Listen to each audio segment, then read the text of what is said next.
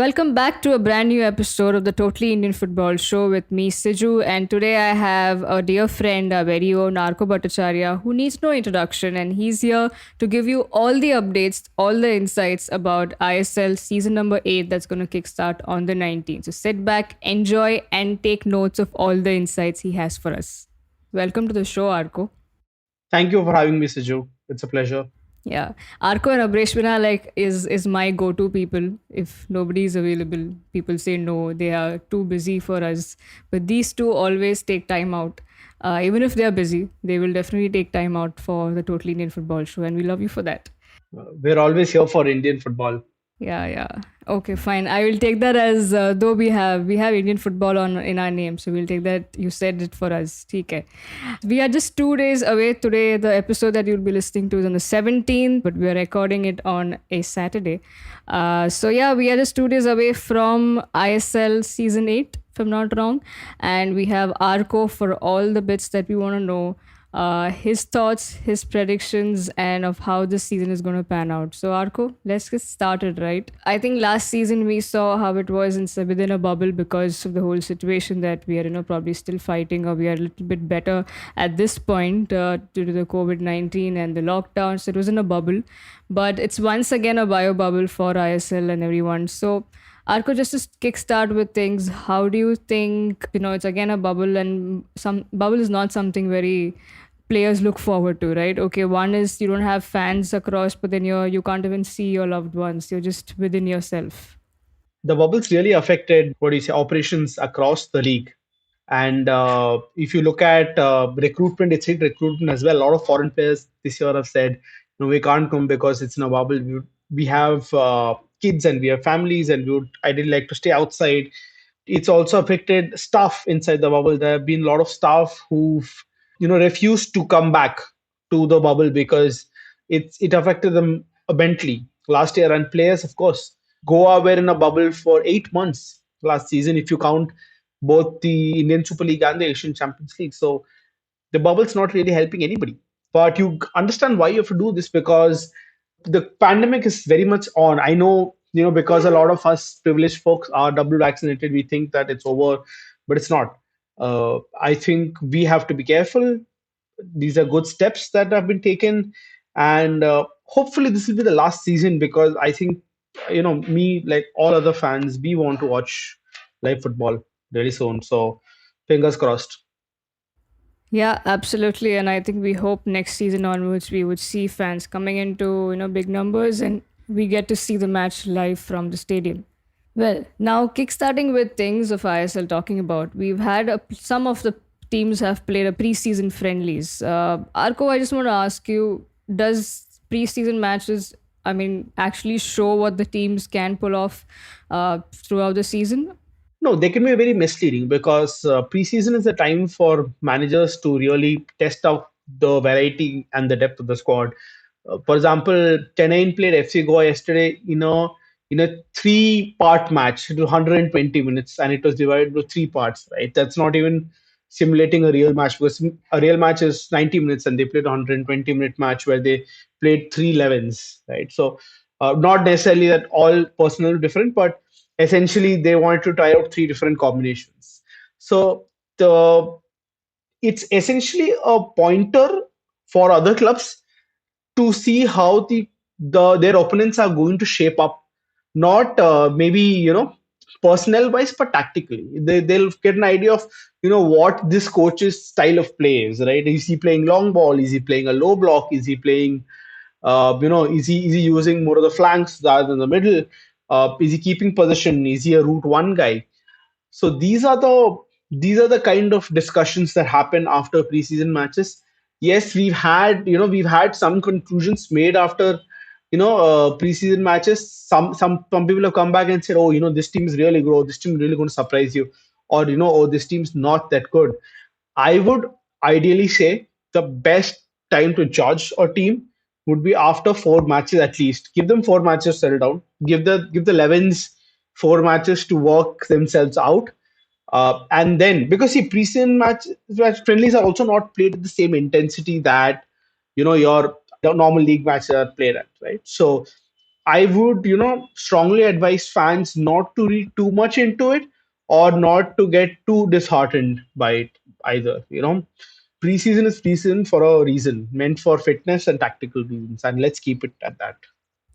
Right. And I think every season, when we look forward to a season or when we are done with the season, for example, something that really catches our attention are the young players. And when I mean young players in the Indian contingent lot, and that's something really surprises us. One second, there are some amazing performances by young lads, and which we keep wanting to see a consistent performance from everyone. But looking at this particular season, I feel there are still more names because we saw a glimpse of it during the Durand Cup, right? And if I had to ask you, Arco, the Indian contingent that we need to look forward to, and when I say that, yes, I don't mean to include the senior guys who we already know, we already know that they are reliable and they will perform, the likes of Gurpreet or Chetri or the likes, all of them. But the young ones, who are the names that you are looking forward to? I think when we looked at the Durand, there were few notable performances. For example, Mohammad Nabil, right? I think everyone looked at Nabil and went, "Wow!" Right? This is a kid for the future. Goa have a lot of those. In fact, Goa have a bunch of young options, and Nabil just one of them. I think Christy did well. Princeton's should kick on after a very good first season in the ISL last year. Apart from Goa, you also have a lot of youngsters at Hyderabad, right? And Manolo Marquez showed that he could improve them, by coaching. You have the likes of Rohit Danu, who are looking to break out. Yes, last year you had the likes of Liston Colasso, who moved to 80K Mon Bagan. You don't know whether it's going to get as much game time as he did last year, but it's interesting to see if he does keep that level up. At Northeast United, they've made some interesting acquisitions. They've signed Manveer Singh, who was at Sudeva last year. They signed Emmanuel Alchan Chouaha, who I think people are saying he's out for the season. And they signed a lot of youngsters. So you have to see if Khalid can really what do you say, bring them all together into one cohesive unit. They sent Pragyan Medhi from the Arrows also. So a lot of youngsters coming in there. And it's a club which has always been known to give a lot of chance to youngsters. We saw Apuya have a brilliant season last year and then move to Mumbai City at the back of it. So you have Jamshedpur also, who have quite a few in the ranks. At BFC, you have the likes of Leon Augustine, who's pushing Udanta for that position. You have a lot of B teamers who played in the Durand Cup, who might play in the ISL. So tons of players there as well. You have to think that East Bengal, because the last minute recruitment will play a lot of these youngsters. You have Amarjeet Singh, who moved there. A lot of guys to really look forward to. You can't really pick one. So I think we covered a lot of them. But the four foreigner rule might be a game changer, because then one more slot for Indian opens up. So we have to see which of these guys gets a chance. You just hope that this will be a better season, because last season it was very difficult for youngsters to get a chance, because of short preseason and because of how chaotic things were.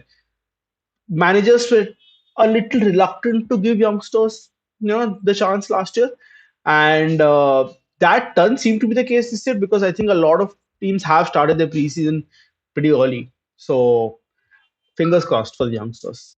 Now, you did say that you can't pick one or two players. There are just several of them, and you gave us several names. But still, I'm going ahead and I'm going to ask you, if you had to personally pick maybe three or four players max that you personally are looking forward to seeing in action, who would those names be? I'm going to have to go with Mohammad Nabil and Makkan Venkalchote from FC Goa. I'm going to go with Rohit Danu and Nikhil Prabhu from Hyderabad FC. And I'm also interested in seeing how Hormipam Ruiba does at Kerala Blasters, because it's an important position for them. And Sandeep played a lot of games, but you have to say that they went out and bought both Hormipam and Sanjeev with a long-term view to fixing the defense. So I'm very interested in seeing how these two do. And Odisha also have a plethora of youngsters, but the one that I'm waiting to see if they get chances are Nikhil Raj and Isak Banlal Ruatfella. I have to say that these are the ones that I'm really looking forward to watching this season. Well, you surely couldn't pick three or four, and I think you've given us 6 to 7 names, and I'm sure the listeners would want to make a note of them and see them in action very soon. Now, moving on to, well, we always have the foreign contingent who come, and mainly in the firepower, they add the extra oomph to the team in terms of scoring goals and getting those 3 points right in and out. So this time across, how do you see the foreign contingent playing around for the clubs in ISL? So one thing with the foreign contingent is whenever a player comes to India, and they're all good players, right? I mean, nobody comes to India with a reputation that he was bad. Nobody says, this guy's come to India for a vacation, right? Nobody says that. From my conversations with a lot of foreigners who come to India, is that one thing is that the heat factor is the major factor, right? Sometimes they might wilt in the heat. You can't really say who's going to do well and who's not going to do well, simply based on videos, because there are a lot of factors that affect their performances here. It could be the heat, it could be team cohesion, it could be simply the system the team is playing. Maybe the guy doesn't fit in the system, right? So it's impossible for us to say at the start of the season without even looking at the guy. They're going to be good, they're going to be bad. Uh, what we're seeing in the recent past few years is that the number of foreigners that have been circulating in India have increased. But what I mean by that is that if foreigner plays for club A, then we're seeing a lot of clubs B and C opting for that foreigner. We saw Dylan Fox moving, we saw Javi Hernandez moving, we saw NS Sipovic moving, right? So a lot of these inter-club foreigner transfers have increased. Of course, Hugo Bumu, like how could we forget the summer's biggest transfer? For my 2 cents, from all the videos that I've seen, the foreign contingent, I think Arida Cabrera from Odisha might spring a surprise or two, because he seems to be a player in the Ortiz mold. And I think everyone loved Ortiz last year because he was just a real live wire for FC Goa. So Arida Cabrera might be in the same mold.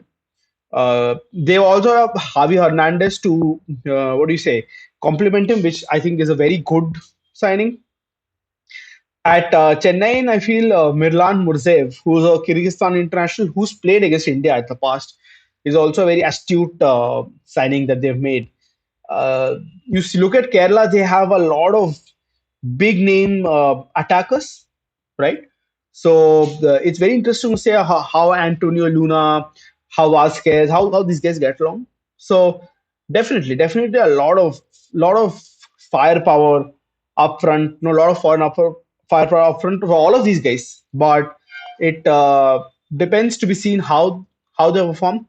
One more player whose reputation precedes him is Casino from Mumbai City, and because it's a City Group club, they would have gone all out to get some really big name foreigners. So you have to see how these guys do. But like I said, a note of caution to all the listeners. It's very easy to, let's say, get carried away by the profiles. Biggest example is Gary Hooper, right? Last year, Hoops appear, came to India with a huge profile. People went on transfer market and saw that he had the highest had the highest market value. But you have to say on the balance of it that Hoops had a pretty disappointing season, going by his rep. So note of caution: wait for the season to begin, and wait for at least, I would say, 4 matches before gauging your foreigners. I think looking at the Costa and Kone defensive centre back combination of Kerala Blasters, I think they would have understood what I'm speaking about. So yeah. Well, we can only hope that they would understand what we are speaking about. But talking about, I think with other point with the foreigners is like you mentioned, there are many inter club, like many foreigners from one club has gone to the other club. So I also feel probably they would be in a better position to play or perform rather than the new entries that come in. But yeah, then again, we'll have to all wait and watch because it's again a new philosophy for those players to also adapt at the new clubs. Now, moving on, right? Every season we see it's because of the short period that ISL goes on for. The results have to be quick. It's like demanding. You have to get quick results, or there would be change in a lot of things. And one of the main criteria for a change is a change in coach. So we have like 6 clubs that would be having a new coach going into this season. And we have Bengaluru FC, we have East Bengal, Odisha, KBFC, Chennai FC, and Mumbai City FC having a new coach into the season. So, Arko, how do you see these clubs shaping up? And because particularly with BFC, who've not had a great 2 seasons in the past couple of seasons, and they would really want to restart in a better way this time around, and with all the problems that East Bengal went all over again. Again, a short time for them to get the team going and stuff. Odisha, promising, but yet again, the question is, can they do it? Is this their season? And then with Chennai FC have been quite quiet, for the past couple of seasons. So is it? And Kerala Blasters, of course, would they be up there? So a lot of things to look forward to for these guys. But how do you see these new coaches getting on with their clubs? Well, like you said, Seju, everyone has a different philosophy, and it's no surprise to see the bottom five from last year: BFC, CFC, East Bengal, Kerala Blasters, Odisha have changed their coach, and Mumbai City had to change their coach because I guess Sergio Lobera wanted a new challenge in a different city group club, so he opted for that. But yeah, teams 2 to 5 have kept the same coach, 2 to 6 in fact, kept the same coach, gone for continuity. The problem in Indian football is when you change your coach so often, philosophies changed, playing style changes. There are very few clubs, for example, FC Goa, right? They know what their philosophy is, they know what their playing style is. The personnel fit the playing style, not the other way around, right? They don't completely. And again, sorry for bringing this example of Kerala Blasters. Ilko Shatori, Kibu Vikuna, and then you had Steve Coppell. Three different approaches, right? So three different approaches. What you have to remember is that all these coaches are inheriting someone else's teams. For example, Des Buckingham is inheriting the team that was built for Sergio Lobera, right? At Odisha, in fact, there's been more churn. Kiko Ramirez has got more of his people because a lot of people have gone, a lot of people have come in. Kerala Blasters, not a lot of people have gone out. Some new additions in defense, right? So it's interesting to see how they get along. I think we've already seen Marco Pezzioli in the AFC Cup. Did not have a great time of it. Is also because I don't think they had any significant game time leading up to the AFC Cup. So and also like it's I think it's too early to gauge how we do. You have Chennai and FC, who actually people have spoken about in the preseason. Have spoken about as a patient side who waiting for teams to make mistakes and counter. Bozidar Bandovic, at least has made people think during the preseason, and his 3-0 win against Goa in a preseason friendly was, I think, another testament to the fact that people are talking about him. Also, like I said, preseason friendlies are no indicators of how it will go, right? East Bengal, you have to say by the nature of the squad and how hastily it was assembled. Very little time for anybody to do anything. You still wish them all the best.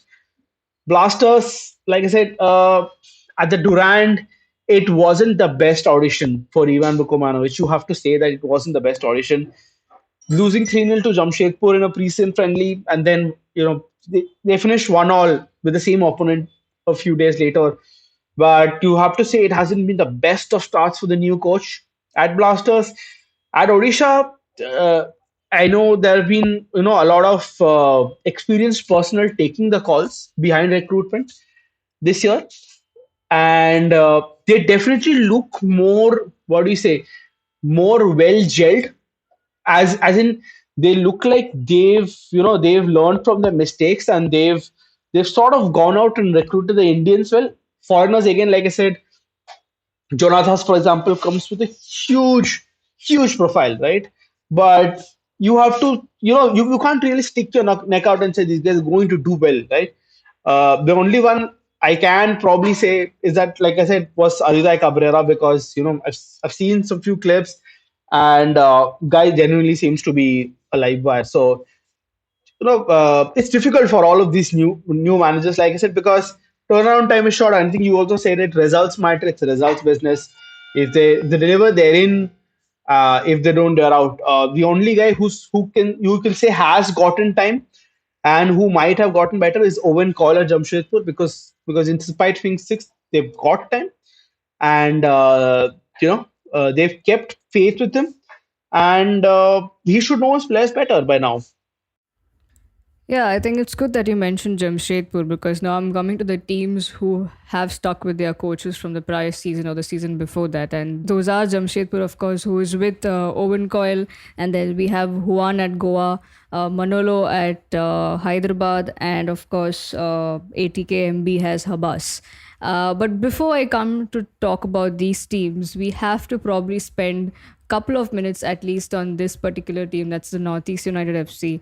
Arco did mention earlier, and it's not a news anymore, but it is a very, very good thing to see that Khalid Jamil will be taking the helm of the head coach at the ISL club. A first for, throughout the entire seasons that has played out for ISL, because so far we've only seen Indian coaches take interim jobs. And we saw Khalid take up the second half of the season last time. In fact, more than second half, and he did a great job with that team. But Arco, is it with that trust that they're entrusting this job, or is it because of financial problems? We don't want to talk about that, but this is a really good opportunity for Khalid Jamil, which would pave way for other Indian coaches as well, right? And how do you see Khalid Bhai taking over Northeast United this season? I mean, financial problems are not. I always say this. Every what do you say? Every problem in Indian football is an opportunity as well, right? I have to say this appointment of the first ever Indian coach in the ISL was several seasons overdue, but I'm so glad it's finally here. I'm so happy for the Indian coaching community as well, because you know if Indians don't get jobs in the top tiers, then Indians are probably going to stop applying for pro licenses completely, because why spend all that money, all those years of hard work on pro licenses if you're not going to get a job at the topmost level. So, and Khalid, he did it with Mumbai FC, right? For years, kept them afloat. Mumbai FC were probably the Northeast United of the I League at that time, in the sense that they had the lowest budget, and from all records, Northeast United also seemed to have the lowest budget. You have Khalid, who led them to Aizol to a tremendous victory, right? And he also went on this superb run in the last half of the season last year, and you have to say he deserved it. On the basis of his work, his CV.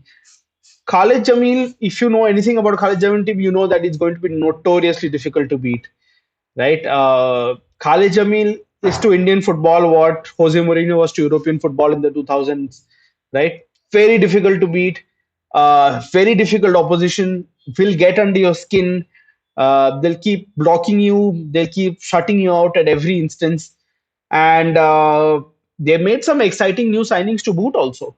So you just hope that this isn't a one season or a one team thing. You hope more and more teams give the Indian coaches the opportunities, because the only way they're going to get better, right? It's a chicken and the egg question. Like, you keep saying Indian coaches aren't good, Indian coaches aren't good enough, but how are they going to learn if you don't give them the opportunities, right? How are they even going to get better? Maybe someone's 80% there, someone's 70% there, but someone needs the job, right? you can only gauge that if you give them a job. You can't, just hold an interview for 30 minutes and say, oh, this guy's not impressing me at all, right? Even in the I League, you have teams opting for foreign coaches.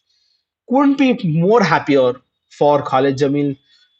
Really excited for Northeast United, and I would urge all the fans of Northeast United to really back their manager, have patience with him.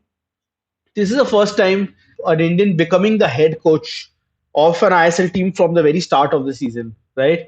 Have some patience and let's be a part of this change, right? Let's have more head coaches in the top division, I say.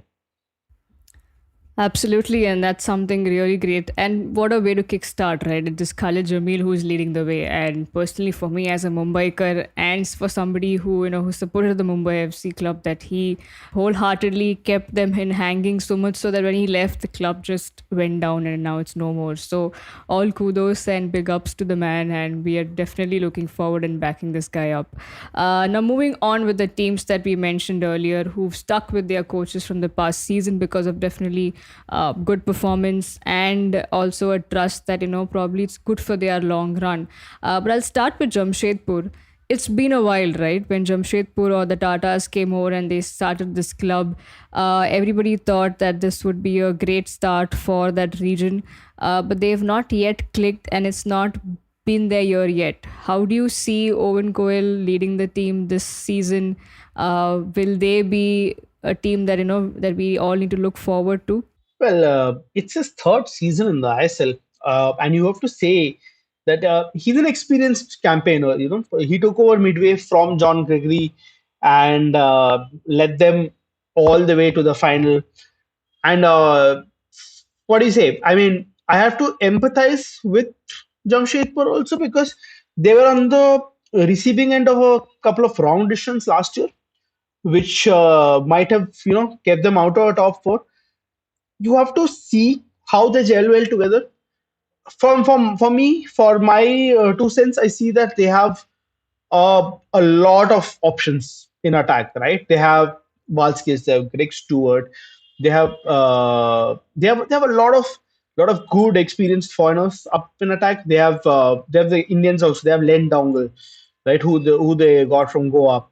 So they have Jordan Murray as well, right? Who they got from Kerala. He was one of the better Asian players in the league last year, right? So you have to see that they definitely have the firepower up front.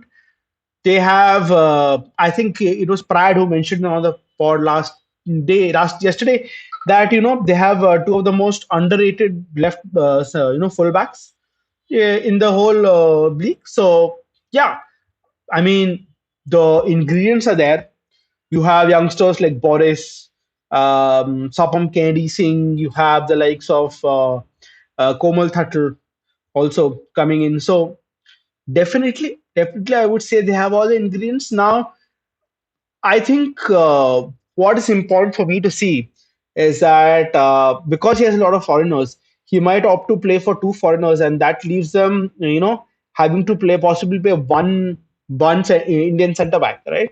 For me, it's very interesting to see who the centre back is because Jitu and Narendra obviously from that under 17 World Cup batch, but both of them really haven't shown the promise that that was expected of them. They also got Laldin Puya from Aizol as centre back. You have Anas Edathodika, who you have to say is probably not as good as he was at his peak, right? So it's very interesting to see, who if they opt for two foreigners in attack, who are the two people who do, as you say, who's the Indian centre back who plays because they have two centre backs also, foreign centre backs. So they got Eli Sabia from Chennai as well, right? So they have that option. So Owen Coyle has option. It all comes down to which of his combinations he opts for and how they perform on the day. Uh, I expect them to be one of the more cohesive sides going by whatever I've heard in preseason. Great, and I'm sure like this team do not discount them. We have to look forward to them, and it's just a start. And give them some time, and I'm sure they have really good firepower to impress us. Now, talking about Juan's Goa and Manolo's Hyderabad, you've already given us some names and some glimpses into both the teams, but talking about just the coach perspective, right? Both of these guys have been there at their A game. We saw that last season, and exactly why they are here yet again to do the job. But how do you see them go about with this season? Do you still see them giving that fight for top four? And yeah. Firstly, I have to say that I love, foreign coaches who come here and really try to improve the players, right? Because for me, that is always the central job of a coach, right? It should always be to improve players. If you improve players, results will come, right? And these two have shown inclination to work with young Indian players, have shown inclination to improve them. You have to remember that when one and the other Spanish guys left in a hurry for Spain at the before the last Asian Champions League match, they were left with a all Indian 11, right, playing in the Asian Champions League, and they didn't embarrass themselves. They lost 2-0, but you could see that Juan Fernando is a guy who's improved the Indians immensely. All the guys were under him. I don't think there's any doubt in anyone's mind after the Asian Champions League campaign that this guy means business, right? And a few days back, a lot of us, had a journalist masterclass with one, and the ideas came through with striking clarity, right? I mean, it wasn't me. I think a lot of people were on the Zoom call, and everyone was like, "Yeah, I mean, this guy explains it so well, right?" Him. Then you have Manolo who did the same thing, and Manolo for a long part of the last season had to play with two foreigners, three foreigners, but they did well, right? They didn't do badly at all, right? So we're coming into a season where you have everyone has to play a foreigner less. Hyderabad kind of already have that practice where they played with two foreigners and got a point of the likes of 80K last season. If you remember, they played two foreigners and they got a point, right? In the return leg against 80K, they went down to 10 men very early, and they came back to draw 2-all, right? So this is a team with spunk. This is a team with a lot of spirit, and Manolo, like one, just simply improves the Indian players, right? Simply uh, gets a lot out of them, right? I'm just looking forward to. I know that the players who were already playing under him last year, the Ashish Mishras, the Yasirs, the Ashish Rais, will do well. I'm just looking forward to seeing who are the new names that come up this year. Like I said, Rohit and Nikhil are two people who I expect to make their debuts this year. Again, depends on situation, depends on. I think Rohit made his debut last year. Game time depends on how they do. If they can, upset the established order, because you have to also see that Hyderabad also has a lot of experienced Indian players, right?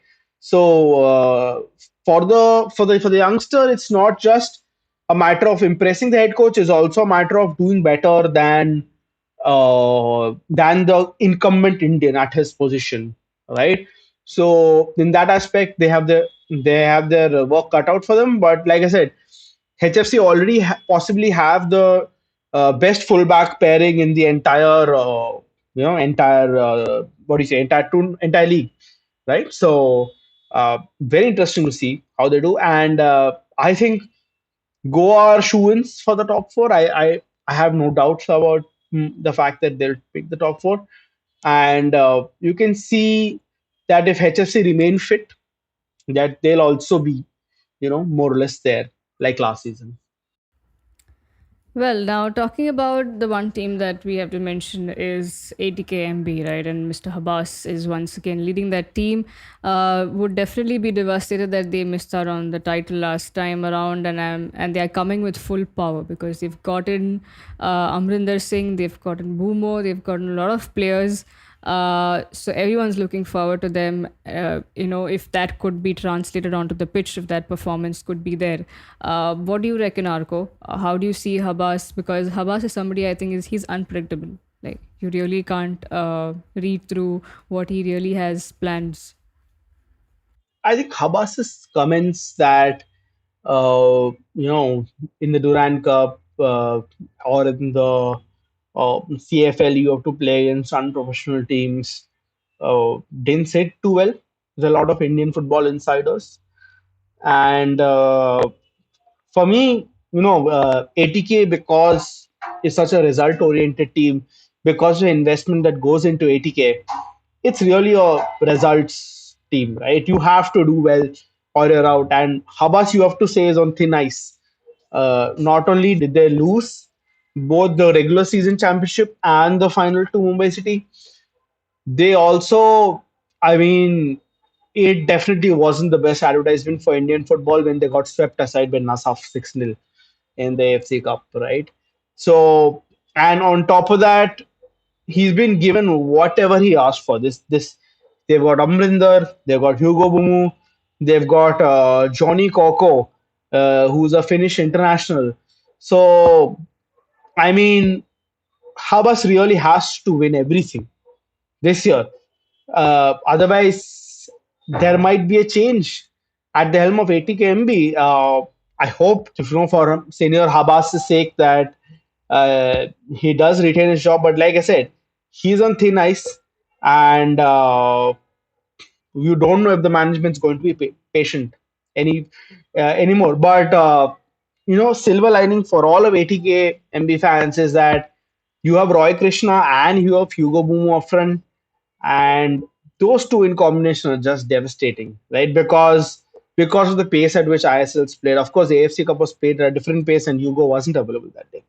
But I think, I mean, having seen both from close quarters, you just give them the ball and let those two do their thing. And I definitely think that will be a very devastating pair this season. Yeah, absolutely. And I think that's something everyone's looking forward to, right? These pairings up there will be, I'm sure they would want to create a havoc, and that's something we'll have to all wait and watch. And I think it's not too far away because they kickstart the league again, playing against Kerala Blasters. We'll come to that match towards the end of it. We are in the closing business of this particular episode. But before that, Arco, I have to ask you, what are your top four predictions? Realistic predictions, and then you can probably say who you would want to see. Okay. Um, Top four realistic predictions. Let me see. Right. From last year, you have to say ATK Mohan Bagan and FC Goa are going to be there. Mumbai City have made a lot of chopping and changing, and the coach is new, right? Going by City Group recruitment, you have to expect the foreigners are going to be good. I would say ATK and FC Goa for sure. Mumbai City, yes, should make the top four irrespective. And the last spot, I feel is very difficult to predict. But if I had to stick my neck out, I'd say it's between Hyderabad, Jamshedpur, and Chennai. And I see Hyderabad maybe edging that, right? So Mumbai City, ATK, FC Goa, Hyderabad. Yeah. Great. We will definitely keep a note of this. And if I had to ask you who will be your dark horse, we always say a top dog and then a dark horse, right?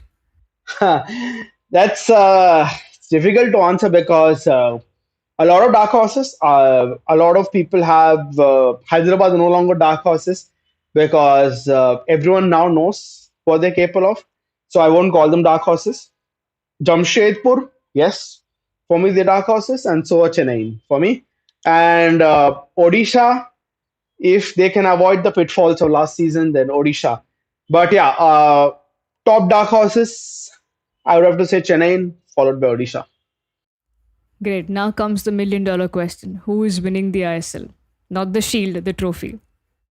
Very difficult to break because once the top four are there, uh, you know that anything can happen in the semis. Last year we saw FC Goa outplay Mumbai City in the semis, but fall to them in a penalty shootout. Right, so it's very difficult to predict. You said, and you said it's a trophy as well. So based on top four, I've said uh, I would ideally, the heart says FC Goa, this should be the year, right?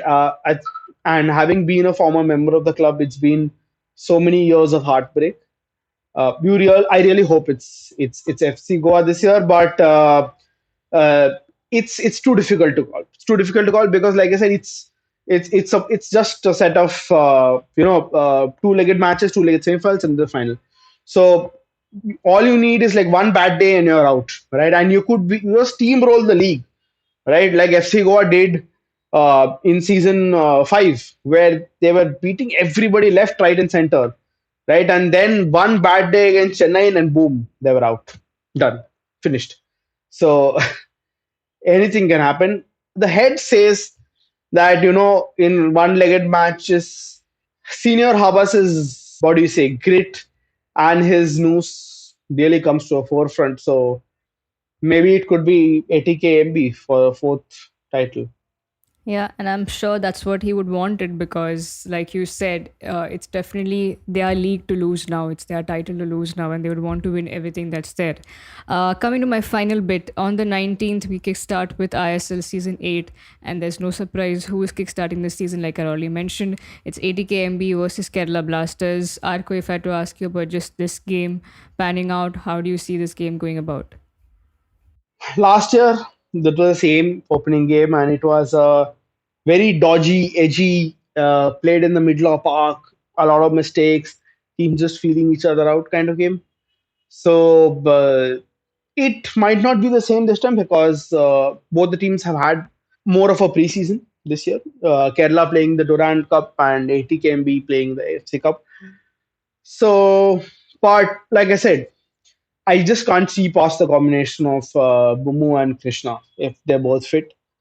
So I'm going to stick my neck out and say ATKMB winning that one.